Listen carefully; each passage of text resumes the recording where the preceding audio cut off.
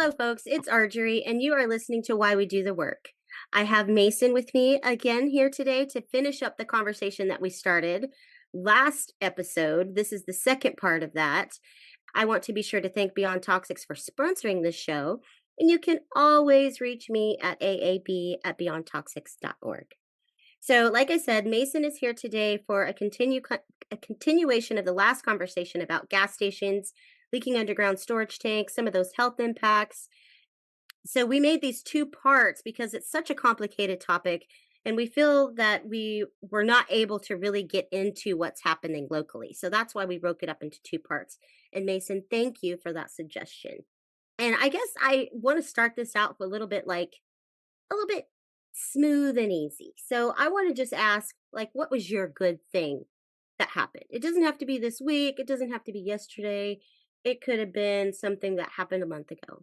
Well, my mom, who currently lives in Hood River, my hometown, is moving out to Eugene in the next couple of months with my Oh, brother. So I am going to have my whole family out here living in Eugene.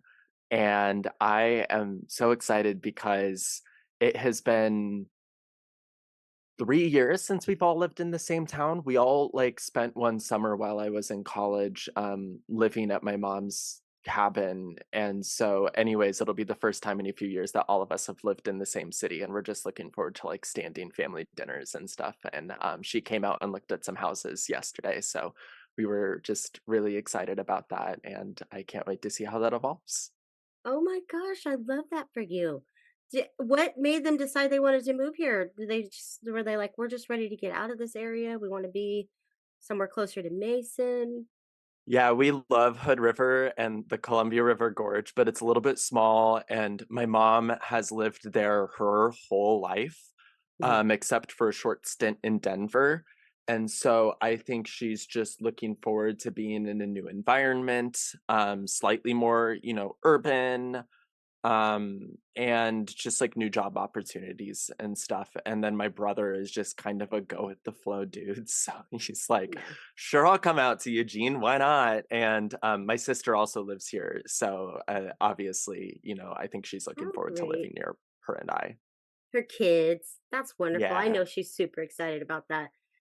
My good thing is not so warm and fuzzy like that, like family coming or anything, but my good thing is not just my good thing. It's the good thing for Eugene, West Eugene, a win for the community, and that is you guys all know that I've been talking about the public health overlay zone a bunch.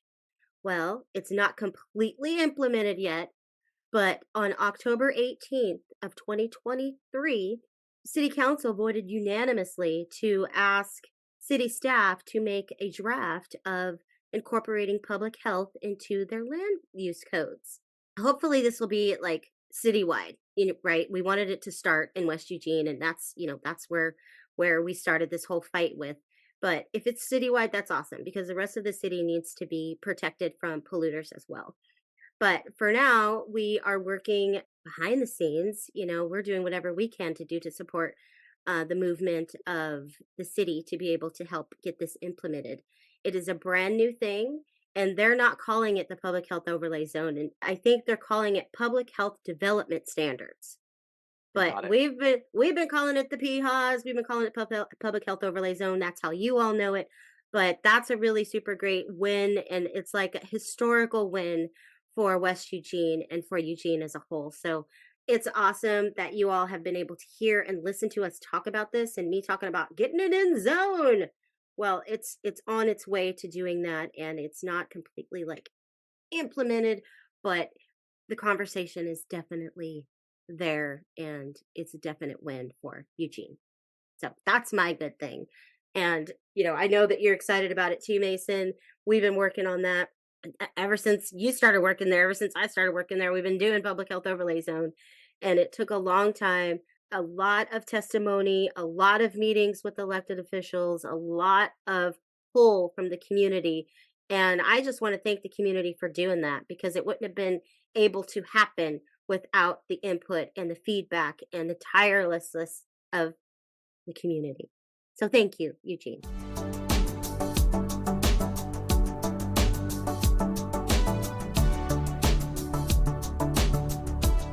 Right. So at that same work session where they said, yes, the PHAs, we're going to do that, they also were talking about gas stations and what that could look like for Eugene. So during that meeting, and it's recorded, if anybody wants to watch it, you can go to YouTube and watch the work session about, the gas stations and the PHAs, and we were all excited about that. But they did the same during that same work session, they talked about gas stations. And before we get too far ahead in the conversation, I want to stage this conversation that I'm having with Mason so that we can go a little bit deeper into what's happening locally. So Mason, just forgive me for a minute. I'm just going to rattle off some stuff here and then we're going to jump in, okay? It's going to be me for a minute. So during the work session, a city staff representative noted that there are 42 gas stations in Eugene and six have been established since 2018. And Mason, you said before, I can't remember the number that you said that there were gas stations, but we'll get into why it's not called a gas station and all that. But I don't remember if you said that there were more than 42, but this representative said that there were 42 gas stations. And of course, they mentioned the ones on Highway 99 that are like right across the street from each other. They talked about those. They talked about some places where they are not allowed. They're not allowed in parks, recs, and open spaces, natural resource, chase nodes. I don't know what that is. I could tell Uh, you if you'd like. yes, tell me, what is a chase node? I looked these up because I was curious. So this was this along with the nodal development overlays are specific zoning tools that the city uses to do like really specific types of development and mixed use development or incorporating, some pre-existing buildings into new development. So there's a lot of rules that people have to follow when constructing new buildings, and they're often these cookie cutter specific rules for specific zoning, and this allows the city to make certain nuances and exceptions to those rules within a specific designated area. And this is how the city staff member presented it in the meeting, specifically looking at the South, the SCN chase nodes and the nodal development overlays.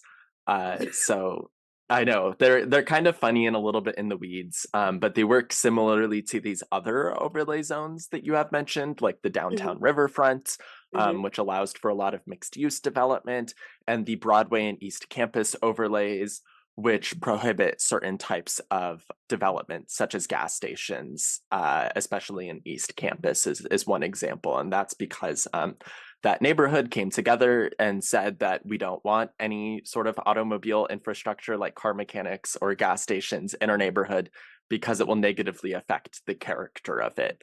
And so they got those overlay zones passed as a way to make sure that that type of development could not happen in those sections of the city.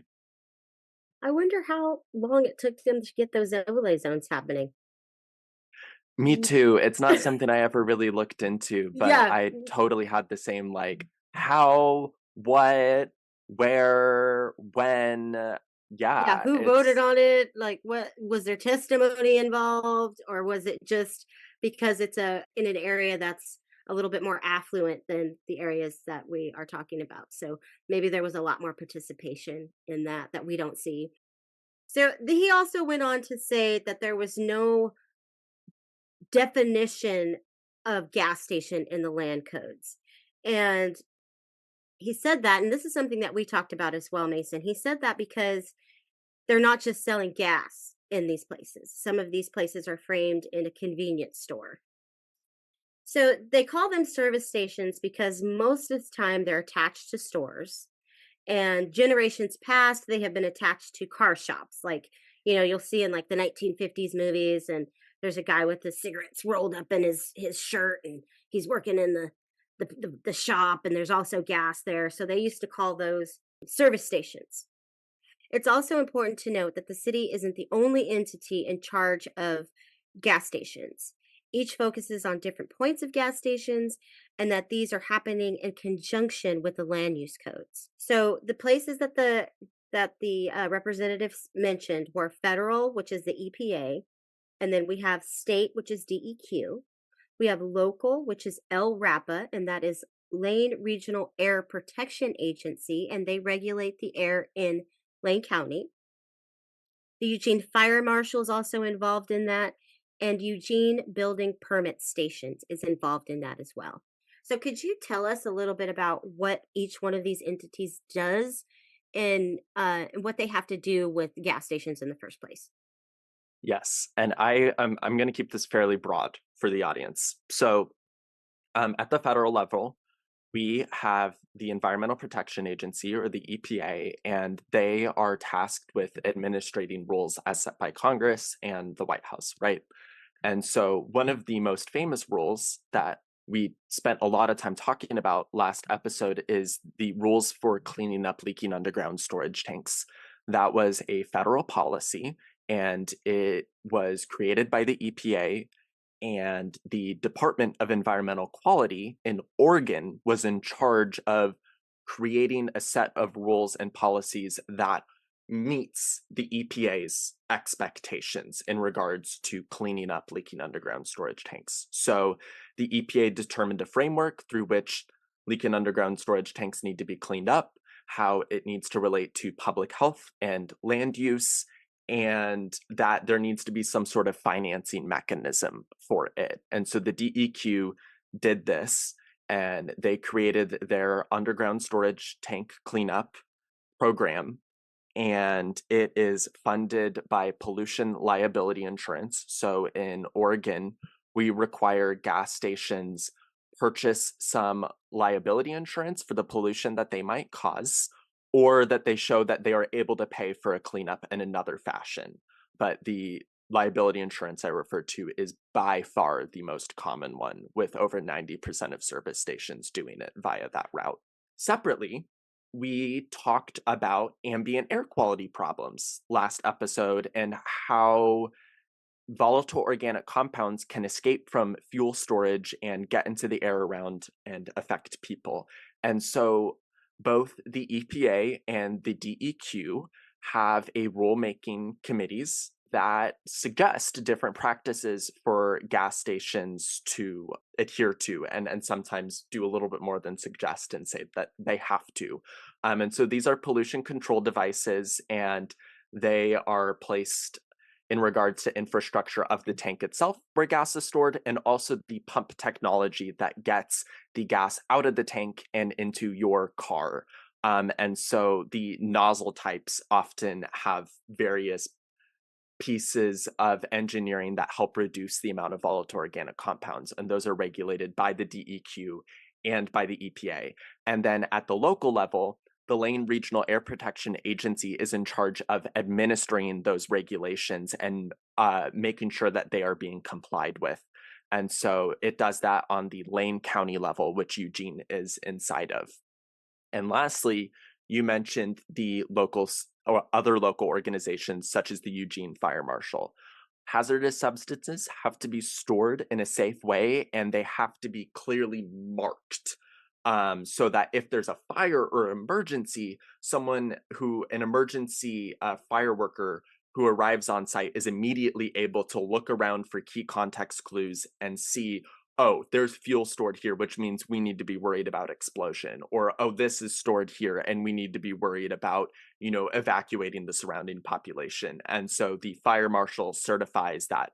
And in the case of service stations, the two most common things that the fire marshal are going to be regulating is, one, the underground storage tank full of diesel or gasoline, etc. And then often at most service stations, you're going to have propane storage and dispensing. And that's the other hazardous material that the fire marshal is often going to be regulating. And lastly, there is Eugene building permit rules that they have to follow. And those, as you mentioned, go on for erosion control and on-site water management discharge, which aren't hugely consequential when it comes to the effects of fossil fuel pollution. And anyhow, I know a lot less about those specific roles personally. So, Mason, I appreciate you going into that a little bit more. I think that that opens up the conversation. It connects the last conversation that we had with what we're talking about today. And the city was excited about public engagement with this. And there are three tiers in which they are going to make sure that there is some public engagement. So, tier one is to just ban gas stations. Tier two is to regulate the siting of gas stations. And tier three is to develop standards of new gas stations. That first tier is the one that I feel everybody's thinking about. Should we ban gas stations? Should we do that? So, the very first tier, I was glad that they talked about that being the first one, the ban gas stations, because that put like a punch, like this is what we're talking about. So, Mason, let's talk about those tiers. About the banning of gas stations, the tier needed to be to define gas stations because I talked about there's no real definition for that. So, let's talk about those three tiers. Yeah. The city staff was trying to lay out to city councilors sort of the various different options that they had in the way of this topic and trying to define their scope of powers and three different types of solutions. And they labeled these as tiers because they sort of go from the most blunt and overarching and sweeping Hmm. to the most fine and specifically tailored rules for gas stations to follow in the realm of land use. So, Hmm. in tier one, first we need to define what a gas station is. As you mentioned, right now these are called service stations, and they are worded in such a way that doesn't necessarily mean that they're going to be storing and dispensing gasoline. So we should probably define what a gas station is in the city's land use code. And this was the first thing that the city staff member said, that this was a perfect opportunity for us to come back to a poorly defined concept and Hmm. really flesh out what a gas station means and how it's different from, let's say, a service station that would service electric vehicles. And so it's important to define that difference. And the reason why in this tier one it's so important is because we would be placing either a moratorium or a permanent ban on gas stations. And the city staff mentioned that these are two different things. A Hmm. moratorium is a temporary prohibition on the construction of gas stations, while a ban is permanent, long lasting, and says that we cannot construct new gas stations until that is changed. So they called this a high risk term, or a high risk tier option. And the reason they did that is, recently, and we've discussed this in a separate episode across the United States, there have been a lot of cities to consider banning the construction of natural gas infrastructure in residential homes. And that has faced a lot of court challenges and lawsuits by the fossil fuel industry. So the city mentioned that this tier was at a higher risk Hmm. for a lawsuit. And I believe that they were sort of taking stock of these lessons learned from recent fights with the fossil fuel industry when it comes to making electrification happen through land use change. So they're a bit worried about that, as we'll go into in this podcast. A couple cities have already done this and haven't faced any lawsuits. So, from our perspective at Beyond Toxics, we don't see that as much of a risk as the city does. But we'll get into that. The second tier, as you mentioned, controls the siting of gas stations. So instead of outright banning them, let's come up with some rules of where they should be constructed. And the biggest one is a buffer zone away from residential areas, schools, parks, and maybe other sensitive land uses. And U of I have talked about this in relation to the public health overlay zone. This is a minimum setback distance. The two values that were thrown out were 500 feet and 1,000 feet. And those were the ones that the city councilors were talking about. So saying that if a gas station is constructed, it must be constructed 500 or 1,000 feet away from any residential areas. And one city councilor really importantly mentioned that this is a completely normal thing to do.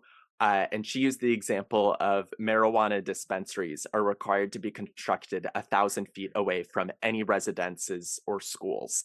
And this is for nuisance concerns. People Hmm. don't want to live near pot shops and don't want a pot shop constructed near their home. And so, this isn't even a public health concern, was the reason why this original policy was passed. And so one counselor argued that if we're allowed to have these setbacks for nuisance concerns, then surely we should make that a reality for actual really big public health impacts.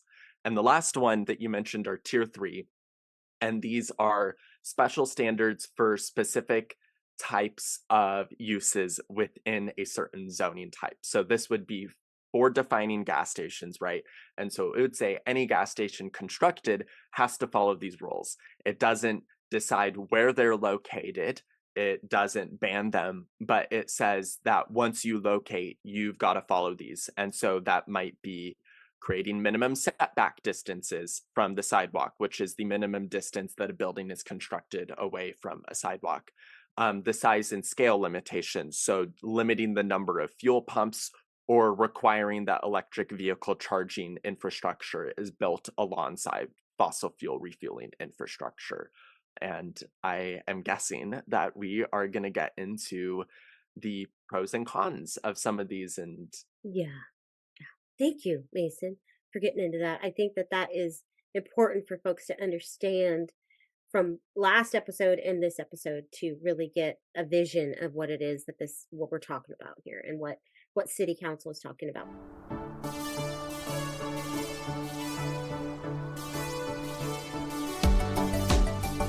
So that was a lot for us to talk about here at the beginning of the conversation, but I think that it was necessary for us to frame that so that we can really get into the weeds of this.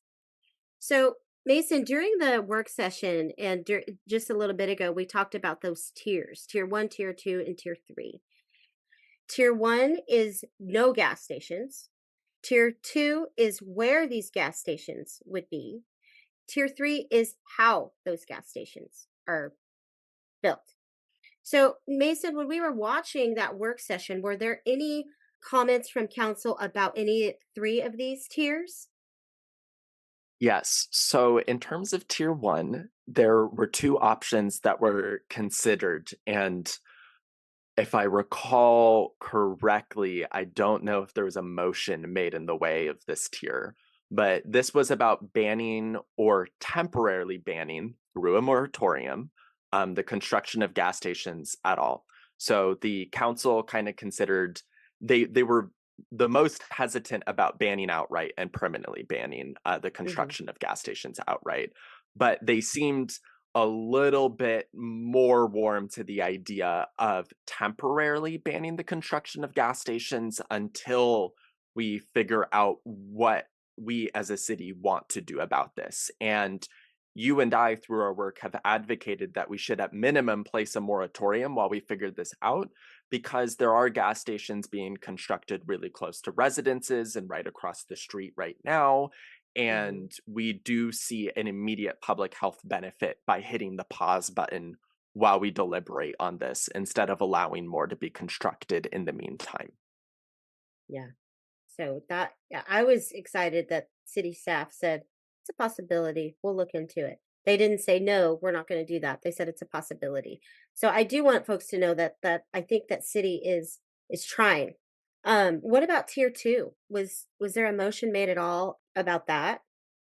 So, in my eyes, this was probably the like the most warm reception we had to, the idea of regulating gas stations. And a lot of city councilors were able to get behind it because we regulate the siting of certain facilities already.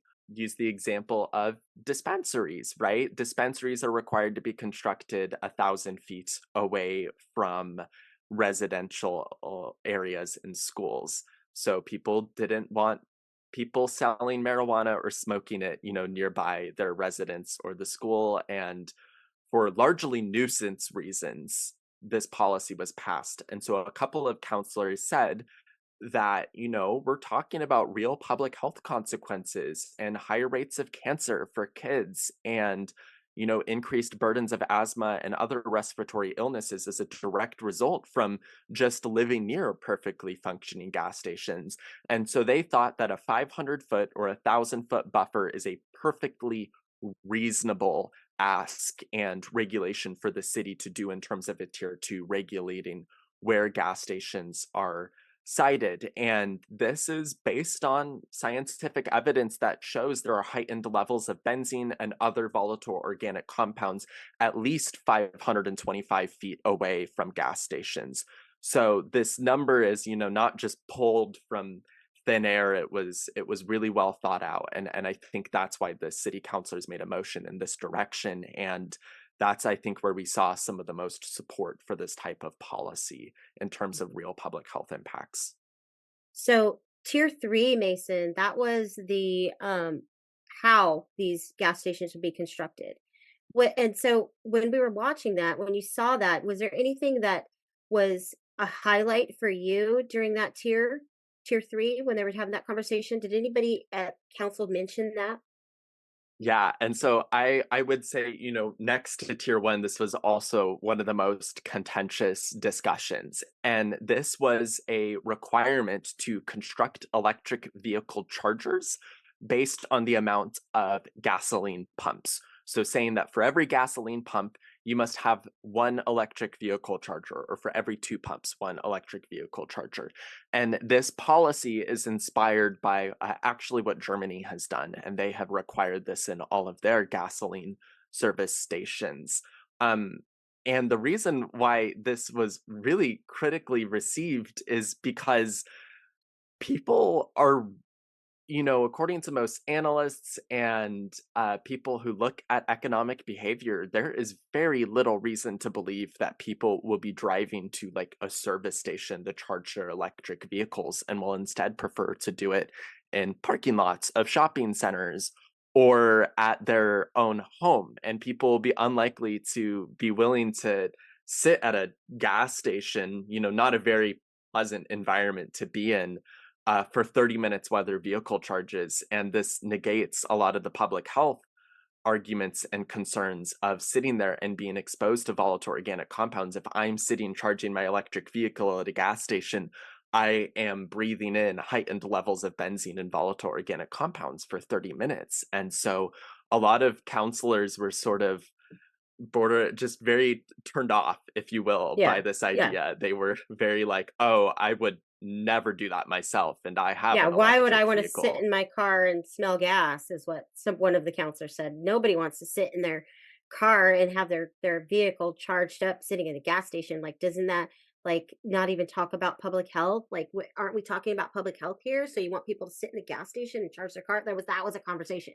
So while we were talking about that, I was wondering, like, why aren't there charging stations at rest stops? Or why hasn't there been like I don't know, like a charging station built where you can have like you kids can get out and have a minute. They have a little park to play in or Arjorie, this is such an important question because you're right. Who wants to sit for 30 minutes in their car doing nothing while their vehicle charges and much less breathe in polluted air? And this is the reason why gas stations are facing an existential threat as a business model. So the Boston Consulting Group has estimated that 80% of gas stations are going to be unprofitable in the next 10 years due to widespread electric vehicle adoption. And it's not because that they can't charge electric vehicles, right? This tier 3 proposal would make it so that they could. It's because it's going to be boring. yeah. And so what they recommended actually was that if you're a gas station and you want to survive the next 20 years as an economic institution, you're going to have to create entertainment centers or have a restaurant Mhm. or have like an arcade or something for people to be able to play games, have a park, right? And so your point that we should be instituting these at rest stops where there often is a little bit of nature to walk around in is such a good point. And a lot of gas stations are going to have to figure out how to attract consumers to be able to sit there. And Mhm. this gets into the point that a lot of electric vehicle, which I'm going to say EV, electric vehicle from now on, a lot of EV charging infrastructure is going to need to be placed at places where people want to hang out. So that's gonna be at the grocery store, in the parking lot, be able to plug in your car while you go grocery shopping, or at the movies, or at a restaurant, or at a mall, or at your home while you're hanging out, or at the gym, right? So they're gonna have to be places where you are conveniently occupied with an activity for 30 minutes or longer while your vehicle charges, or at least at minimum have some sort of entertainment, Yeah. for consumers and kids alike. And so that's the reason why gas stations are really not going to do so hot in the next 10 years. Yeah, I before we started having this discussion, I never thought about there not being those charging stations at rest stops. Like that to me seems like the first place you would want those things to be because people are traveling, they're going far distances. At some point they're going to need to charge that. And you've got four kids in the back of the minivan and where are you going to go sit in the gas station? So that's just something that we can definitely continue to talk more about, I'm sure. Uh Exactly. And, one of our wishes as an organization that we had and, we decided not to put in the report, was advocating at a county level for some of our major highways to be designated as alternative fuel corridors. I-5 was, so that is going to take advantage of a pot of money from the federal government dedicated to building out electric vehicle charging infrastructure. I imagine a lot of it will be placed at rest stops because that's a really convenient and common mhm, sense place to locate electric vehicle charging infrastructure. But, Highway 126 that goes from Florence, through Eugene and to Bend would have been another really cool highway to select as an alternative fuel corridor, as well as Highway 99, which goes up from Eugene to Corvallis and, through the Willamette Valley eventually to Portland.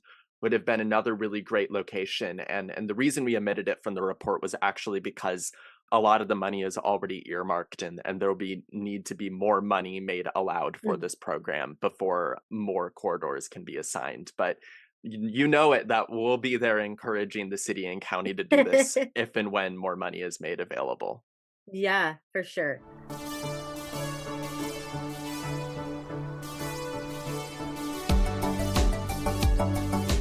As we were talking about EVs, the council said that one of the counselors said that that should be two separate conversations between electric vehicles and gas stations.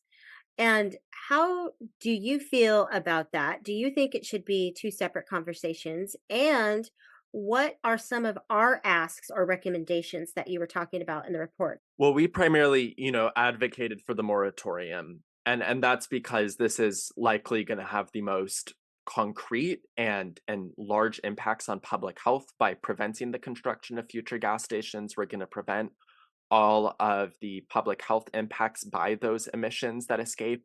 And if, any of those facilities were to leak, we would have prevented one more leaking underground storage tank. So, I mean, that's really what we're as an organization are advocating for. We believe that that is, a very common sense policy when we're facing, widespread adoption of electric vehicles. eWeb predicts that 60 to 80% of vehicles on Eugene's roads will be electric by the year 2035. And that was before the Inflation Reduction Act was passed, which is the single biggest pot of money ever created for electric infrastructure and encouraging consumers to purchase electric vehicles in the history of the world and the United States. And, that was one of Biden's landmark legislative things that he has done. And so, our own utility has predicted as a result a really high adoption of electric vehicles. In terms of the city choosing to separate these conversations, I can understand why they chose to Mhm. do that, as this is a very complicated conversation. And the truth is decreasing, fossil fuel infrastructure and increasing electric vehicle infrastructure are two really important goals. However, I think the reason why these were separated is because a lot of counselors can get behind increasing electric vehicle charging infrastructure, while not a lot of Mhm. counselors may be able to get behind Sure. decreasing fossil fuel infrastructure. I think the sentiment is let's use honey not vinegar to attract, the fruit flies, right? So let's encourage citizens of Eugene to switch over by building out this infrastructure and not by banning the other. And I understand, why politically I think that is an easier task to get done, but it really doesn't address the core concern from our part, which is the public health consequences. And so I understand why the two are separated, and I think it's important in terms of a climate conversation to build out this electric vehicle charging infrastructure. You and I talk about disparities in the city's character and land use and construction choices a lot. One of them is that there's very little electric vehicle charging infrastructure outside of downtown in the University of Oregon, i.e., there is very little in West Eugene. Mhm. So this, I think it's good if we were to build more out, and especially build it in West Eugene and make it available to everyone as people purchase electric and hybrid vehicles. And I really do hope that we go forward at least with a mandatory minimum buffer for public health reasons. And as an organization, we're still really have hope that that moratorium or ban will, ultimately be passed, especially since other cities in the United States have already done it. Yeah. And it doesn't sound like, I mean, council did not say no. They didn't say No, no. They didn't say yes, they didn't say no, but we didn't give up on the public health overlay zone, so we're not gonna just give up on this either. So, in the report, it says that we think Eugene's zoning codes discourage transparency. So, when reviewing those zoning codes, it was discovered that many of the gas stations use the word convenience under the guise that they were operating as a convenience store, meaning the gas station's part is secondary. So we've talked about this a couple of different times. Do you think that like a normal everyday person would be thinking that way? And how do you think we could frame a conversation so that folks can understand the difference between a gas station and a gas station that has convenience store? So yeah.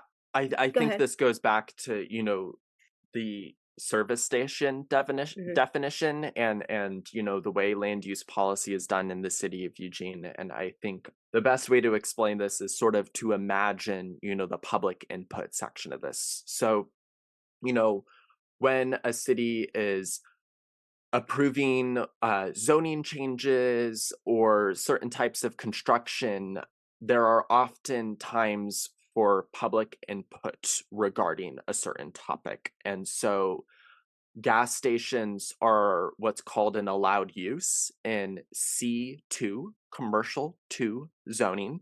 They're allowed to just be constructed. End of story. There's no public input, and the city actually can't even tell them no because it's an allowed use. But in other types of zoning, it is a conditional use, meaning that they have to prove that it will not negatively affect the surrounding zoning uses. And that's when public comment is often invited, so that people can have a moment to testify whether or not this construction will impact them, and that they have a right to say no.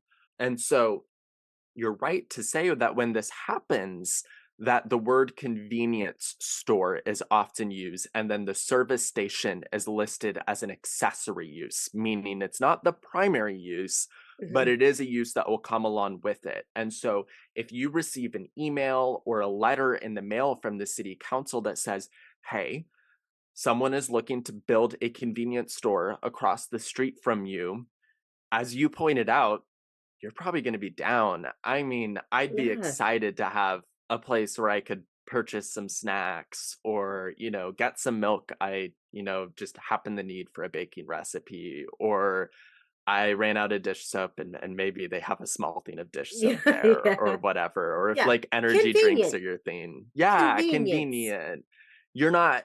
You're just gonna go, yeah, that's fine. And plus it's really hard to articulate how a convenience store inconveniences land use. So that's kind of difficult. Right, whereas if you're right, if it were to even if it were to say a service station, that might still be a hard thing for someone to really go, "That's a gas station," and to clearly understand and have a clear image come to mind when they read this notice from the city. But the other reason that, we sort of came to this conclusion in the report was due to an instance in which a landowner wanted to change the zoning of their land from commercial one, which does not allow gas stations or service stations, to commercial two, which does. And they filed for what's called an up zone. And during an up zoning, neighboring residents and other, people who live in the area are allowed to make comments on whether or not they are okay with that and how it would positively or negatively impact their lives. And so, in the case of a neighborhood in West Eugene along Barger, a Mhm. landowner wanted to change their land from a commercial one to a commercial two. And so they filed this request to the city, and the city said, okay, we'll go forward with it. Let's have a moment for public testimony. And they sent out letters to the nearest few hundred residents about this. And a few residents actually showed up and testified that they are concerned this would allow a gas station to be constructed, and that would add more traffic to the area, that would add more idling cars and pollution, and that they're also concerned about the pollution that would result from storing fossil fuels and having that gas station infrastructure nearby. And so they testified about this.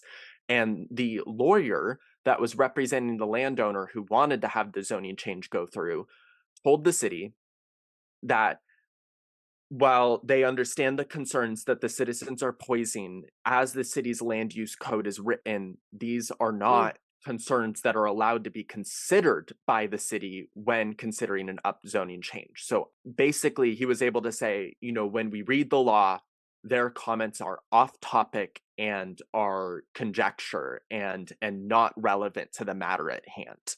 Legally, you and I would argue that these seem pretty important, and we would want to value these people's concerns over the impacts of a proposed zoning change.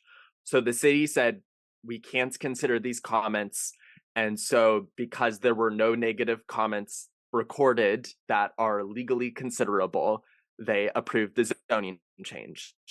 And then the landowner came and said, I'd like to construct a gas station here. And because it's a C2 zone, I'm legally allowed to do that. And the city said yes. And there's no way for public testimony or for any way for the city to say no.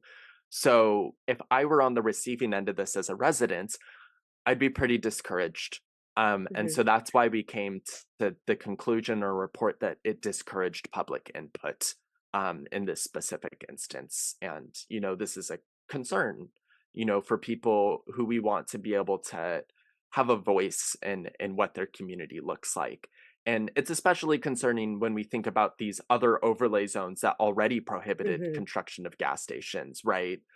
You know, I'm glad that you were talking about the weeds of it because they made a point to say public engagement, public engagement, public engagement during their work session. So, what ends up happening in those situations, like what happened in West Eugene with the gas station that you were just describing, is that a lot of times people are getting these notices in the mail and they're not reading it. It looks like junk mail. So then they're misinformed. They don't know what's going on in their community.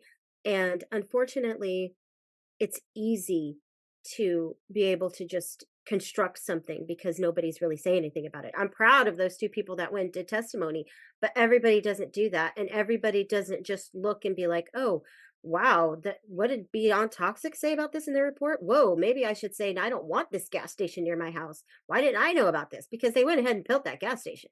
It's there. So I'm glad that they were talking about the public engagement part. I'm glad that we have the wherewithal to know that there is kind of discourages transparency, and that's maybe not intentional, but it happens because a lot of times it's junk mail to people that they're getting out. So it's important for organizations like us to be able to shine a light on the things that are going on, that everybody's not digging around and being nosy and looking to see what C2 means and see what all the nodes mean and all that stuff that you were telling me about the beginning of the episode.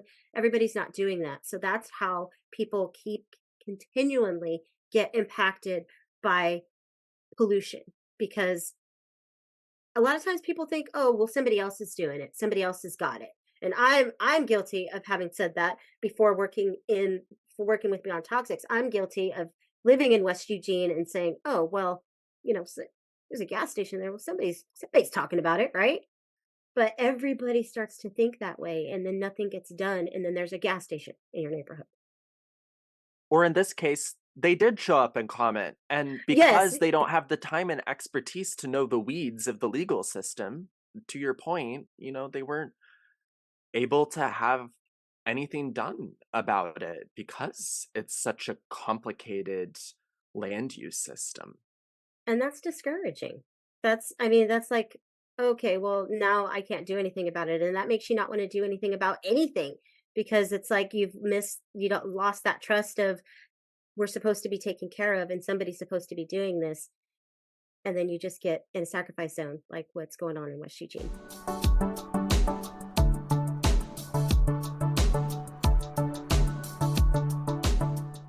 So, Mason, are there places in the United States that have adopted this ban, not just a moratorium, but have completely said, you know what? No, you're not doing that gas station over here. You can't.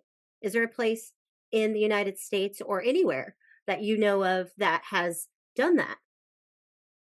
So, when we wrote this report and we brought this to the city council, we really wanted to be able to provide them with a concrete example and an action that has been taken and that they have the same ability to take. And so we went and looked at the policy of Petaluma, California, which is a small ex-urban suburban city just north of the Bay Area and south of Santa Rosa.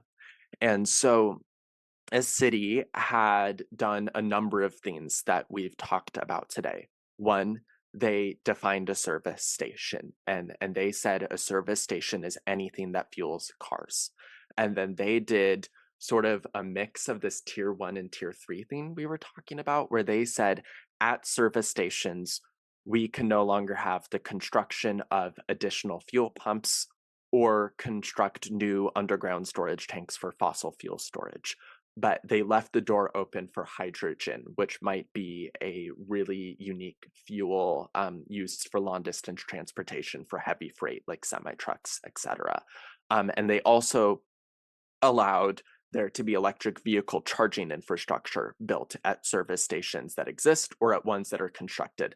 But they said no more fossil fuel infrastructure, no more constructing more pumps, no more constructing additional underground storage tanks. And it's been successful. And, they've had the policy stand for 2 years, almost 3 years now, and it hasn't been legally challenged in any substantial way. And not only that, but a lot of other cities in California were inspired to do similar things. And so a lot of nearby ex-urban cities considered the policy, some of them passed it, and one of the coolest examples that they inspired was actually like car capital USA, the most suburban sprawly city, Los Angeles. Actually, I think the most suburban sprawled city is technically Atlanta, but when you and I think about suburban sprawl, most people have LA come to mind. And so Right, right. LA even considered this policy. And I don't know in the weeds what's happened with it, but it actually came before their city council and they at least had one debate about it, which is huge and Mm. something that I even, would have never considered a possibility. So this really isn't that, novel or crazy. It's been done and it's been considered by cities of a wide variety of sizes, including ones about the size of Eugene. When did all that happen with Petaluma, California? What year-ish was that? It was debated at least in the year 2021 and I imagine 2020, but I haven't looked at the records of all of the meetings. But the policy was passed unanimously by Petaluma's city council in March 2021. Wow. Unanimously. We love to see all those hands going up like that. So it can happen. It's not a mute endeavor, like this is something that has been done. It's something that can happen.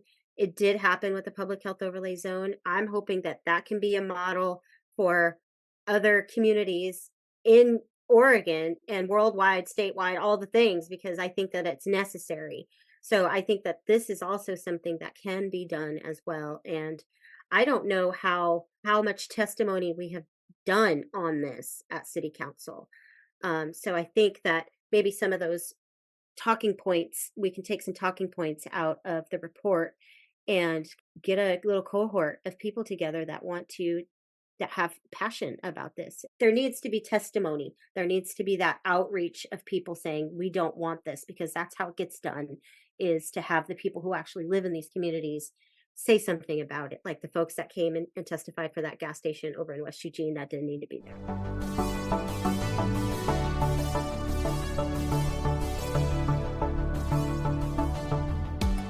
So, Mason, during our conversation about gas stations and the tiers and so on and so forth, was there a motion or a mention at all about gas prices? Yeah, so a couple of the counselors very clearly, cited that there is uncertainty around how gasoline prices might be affected by such a policy. And there wasn't a motion made, but they did make a request to the city staff to get back to them on answering this question.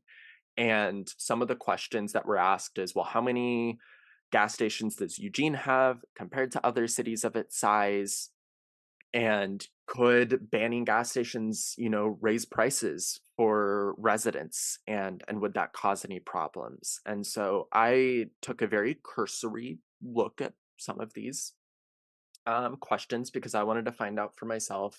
And one of the things I did find out is we already have far more gas stations per capita than our neighboring city, Springfield. So, this concern about gasoline prices being related to, the amount of gas stations you have doesn't really seem to bear any weight here, considering how our prices are very similar, if not the same, to Springfield's. But I also wanted to look up and see, like, how are gasoline prices set, and what are the predominant factors that determine it. And there are two buckets we can get into. One is global supply of petroleum. The amount of petroleum that's just available around the globe, which is dictated by production of oil producing countries, determines, how much gasoline there is. And then how much gasoline everyone wants to use is demand, right? So we have supply and demand. And on an international stage, this is really important. So you can imagine during the pandemic, we had been producing a lot of gasoline up until the pandemic, and then everything shut down abruptly. And so the demand for gasoline in people's cars or transporting things or, running different facilities dropped like crazy fast, right? And so all of a sudden everybody was home and no one was traveling and no one was buying gas. And so the price of gas dropped like to a glorious like $2 a gallon, if you remember those days. Mhm. And so sometimes this gets credited for other reasons, but it's really a supply and demand thing. And then as things have opened back up, and in response to the COVID wave, a lot of oil producing countries said, hey, we got to produce less gasoline so that we can make the price go up and make some more money ourselves. They reduced production. And then as demand started to pick back up as things opened up, we've had gas prices hit an all-time high. And especially with some of the wars in Ukraine and the Middle East going on, a lot of the price raises have been related to that. And so for a while, we were at like $5 a gallon in Mhm. Oregon, which was unheard of in my lifetime. And so this is supply and demand, right? And that is the number one determiner for the price of gasoline around the world. And I can tell you, Eugene has incredibly little control over any of this. They can't determine what's happening in Saudi Arabia and Kuwait and Venezuela and these other, and Russia and massive oil producing companies. There's just not anything they can do. And so the second bucket, they have a little bit more control over, and that's fuel taxes. So fuel taxes are set at a federal, state, and local level, and they're often used to build roads. And so road construction is often financed through fuel taxes. And so we have one for the state of Oregon, and then we have a local one for the city of Eugene. And so that is actually really the area where we can determine the price of gasoline. In towns where there is only one gas station, there has been noted to be monopoly issues, right? And instances in which gas prices are higher due to lack of competition. But in Eugene, we have between 42 and 56, depending how you count it, not to mention all of the gas stations in neighboring cities like Coburg and Springfield that are still within our metropolitan area. And so we really don't have these concerns over monopoly or oligopoly because we have an amount of competition already. And none of these gas stations would be affected by a moratorium or a minimum setback distance or a buffer. So I hear the city councilors on their concerns. I think their hearts are in the right places, but I do think that, the amount of control we have over this price setting is Mhm. really largely separated from this policy and has nothing to do with the policy. And there is very little, if no evidence out there about how a ban affects gasoline prices.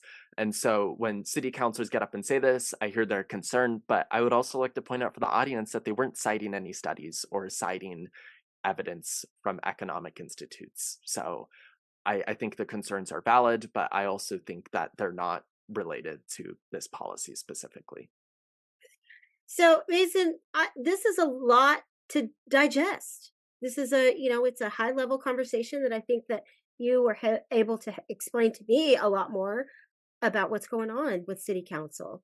And, I like to see how different people interpret things. And I appreciate how you were able to interpret and articulate the things that council was saying, because I think it's really important for us to show that we are connected with council and we have a relationship with them in a way that we want to be able to represent them in a way that they should be, because we know that they're working as hard as they can on this. So I appreciate this conversation. Our report states that there are three considerations that need to be taken into account when working towards a gas station ban.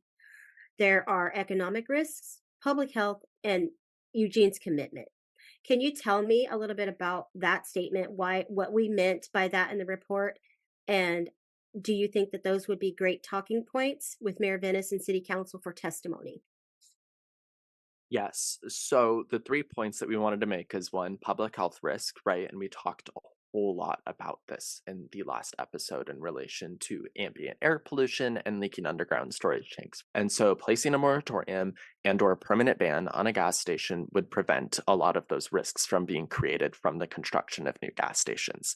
The second one is the economic risk. And you all might be thinking about the gas prices question, but actually what we're thinking about is how much leaking underground storage tanks really impact the property that they're on and the properties that they're around. They often limit the type of construction that can be placed on them in the future. They often require exorbitant amounts of money, $400,000, usually at the minimum, up to $1 million to clean up these leaking Mhm. underground storage tanks. And if someone can't finance that and declares bankruptcy, then that leaking underground storage tank is going to sit there for eternity until someone does pay to clean it up. And there are examples of a coffee roaster in Portland who wanted to open up a coffee shop, and they had to pay hundreds of thousands of dollars to clean up the gasoline before they could open up their coffee shop. So this to me is an economic risk on future development. And if 80% of gas stations are likely to be unprofitable in the next 10 years, I don't want more of them in this city to be burdening future development and the burden the all sorts of other things that we could be doing with commercial land that are long-term profitable and contribute to the city and don't detract from public health as much. And the last one is public engagement around this topic, right? You and I discussed the ways in which our current land use code does not promote public engagement around public health impacts of certain land uses. And so we really want people to show up to the city council and Mhm. testify on how gas stations have impacted them and how living near them has impacted them and whether or not they see it as a good or a bad thing, and be able to have their voices heard and to testify to the council. So we really hope that the city council listens to people and specifically that they listen to people who are maybe more disadvantaged in this scenario. I think developers are a really powerful group of people and a powerful group of economic interests. And I do think that neighbors and people living near gas stations are less powerful and have less control over these types of land use interests. So I hope that the city council really takes to heart the neighbors of these facilities and people who are disproportionately impacted by the construction of gas stations, like regions of West Eugene whose zoning is most conducive to construction of gas stations, while in South Eugene, there's very little places where you are legally allowed to build a gas station right now.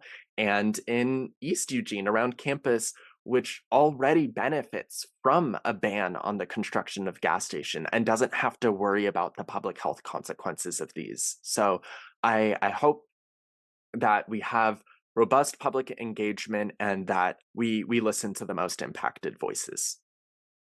Yeah, because that's who gets it done, really, is the people. And I appreciate these conversations that we have about gas stations and about gas ovens and stoves and all that because that's really it's air quality, but it's not really someplace that I'm completely immersed in. So these conversations with you are helpful for me as well. And what it's my wheels are turning right now about testimony and getting a cohort together about this. I think when I very first started, this was going on, gas station stuff was happening, but there wasn't like a clear this is what we're doing with gas stations until I started talking to you for me personally. So I think it's going to be very important to do that community engagement. And I just want to assure you and the rest of the team that my mind is now, as a community organizer, my mind is now, PHAS is done. Public health overlay zone is being worked on, not done, being worked on.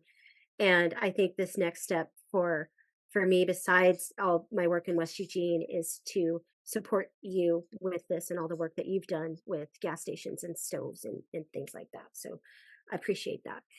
So, folks, there you have it. We have talked about a lot with gas stations, pollution, leaking underground storage tanks, how a gas station ban can work, what's happening locally, and we just want to make sure that you all have some information, you have some knowledge. And that's what this podcast is all about. It's to help people understand what's going on in their community and how it can impact them and what steps they can take to make sure that they're as safe and as healthy as they can be in their homes.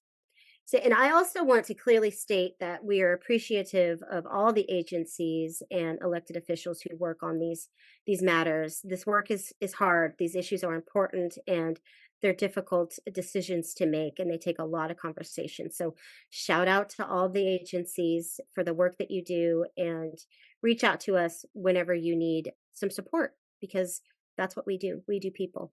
So, Mason, it is always nice to have you here on the show with me. It's a good conversation. I feel like it's a safe space for us to be silly.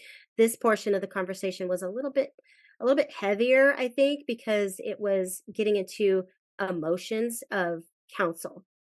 And so I appreciate the sensitivity with this, and it's really nice to have you on the show. And do you have anything that you want to say at the end here before we wrap up and say our goodbyes? No, I don't have anything else to add. Yeah, don't hesitate to reach out to Arjorie or I on the topic. You can find our contact information on beyondtoxics.org. And if you're interested and live in Eugene and want to testify, or don't live in Eugene and want to testify, get in contact. Let's figure out a way to, really platform these issues and the public Mhm. health consequences and the importance of incorporating public health into land use decision making. Yeah, you did have something to say. So thank you for saying that. Again, I am Arjorie. This is why we do the work. Thank you so much for listening, and I'll talk to you next time. Bye bye.